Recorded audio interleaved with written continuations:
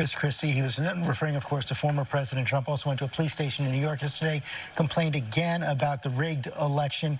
You gave a major speech at the Reagan Library this week where you said it was time to face the realities of the 2020 election, renounce the conspiracy theorists and the truth deniers. So you're in a collision course with former President Trump. No, I'm on a course to try to make sure that my party remains rather relevant in the political conversation in this country. Maybe it becomes. Aren't majority? You're seeing more and more Republicans are now saying they're buying in to the conspiracy theorists. In the end, I do think that it's moving in the other direction.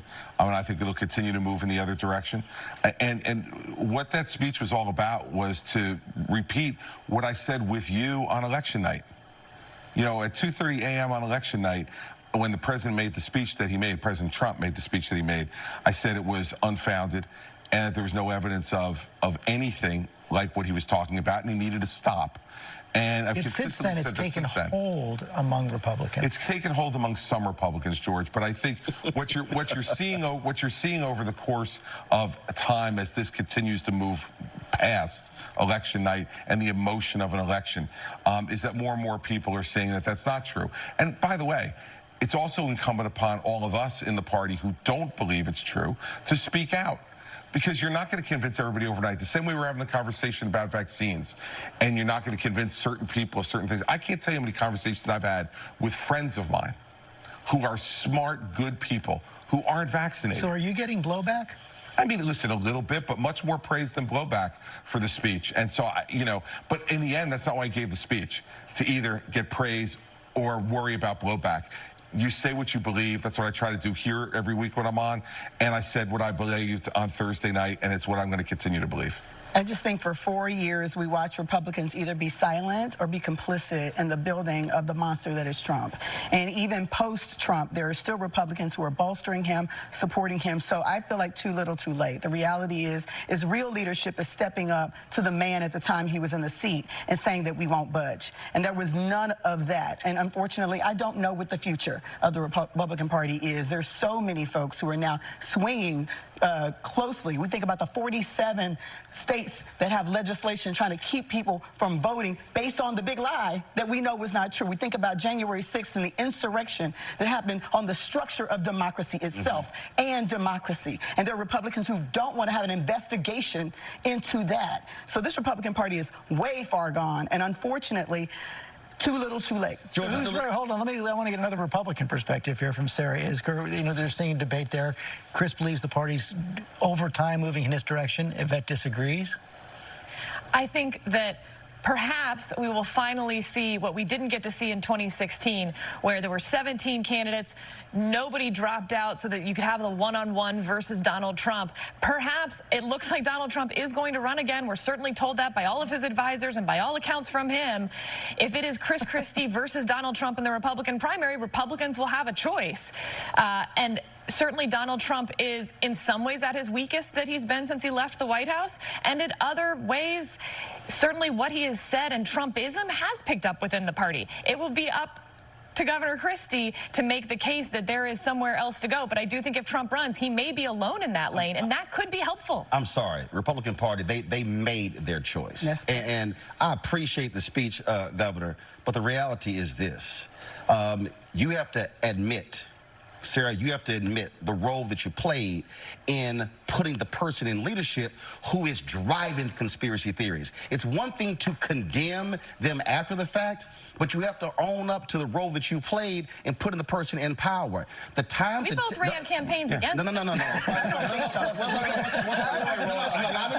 finish. First off, I don't have to admit, first off, I don't have to admit anything to you. Can I finish? First off, I don't have to admit to you. And second, I ran against Donald Trump in 2016. You also coached him for the debate, sir. You ran against, here's the deal, you ran against him. But when a person has principles, morals, and values, they do not support them even if you lose. And what they say is, I choose patriotism and the country over party and power. And the problem was too many Republicans chose power in riding with Donald Trump as opposed to patriotism and America. I'll sleep fine tonight with you judging my morals. Well, guess what? As a voter, as a voter who has 13 nieces and nephews, what I also want to see in America are Republicans and Democrats who have the guts to stand up to narcissists, to folks who lie, to folks who sit here and lead a country in the wrong direction. And what that man has unleashed on this country, any Republican who stood with him has to own it and accept the role that they played. Yeah, well, that's fine. I'll accept the role that I played in the 2016 election running against him, and I'll accept the role... Let him finish his point now. Let him finish his point. And I'll accept the role that I played in my belief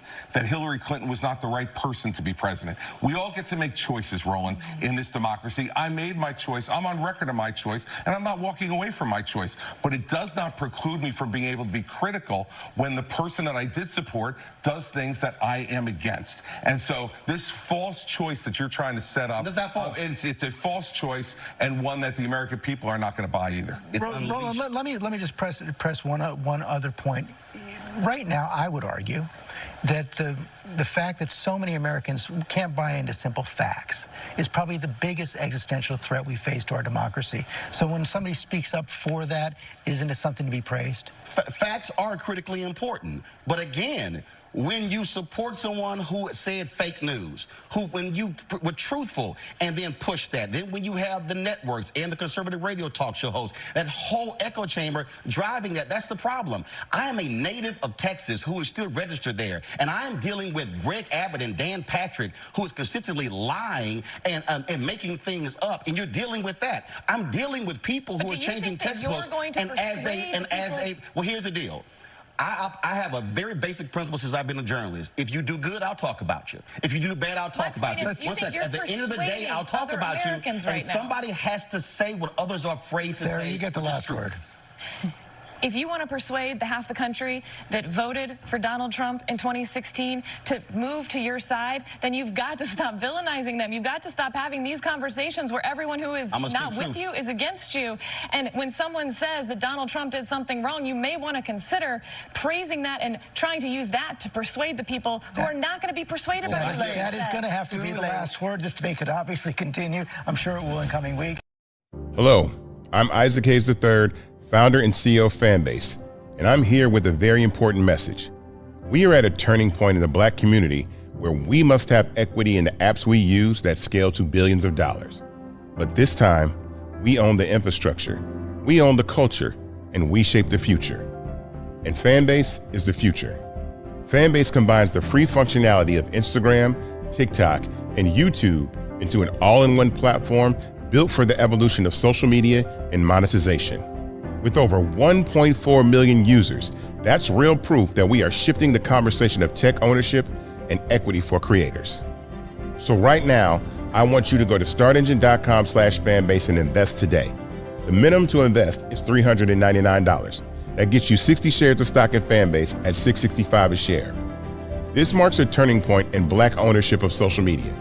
If we don't take this opportunity to own social media right now, we will always be customers to our own creations. And that can't go on. So once again, go to startengine.com/fanbase and invest today. We must own the platforms where our voices live, our stories matter, and where our culture drives the world.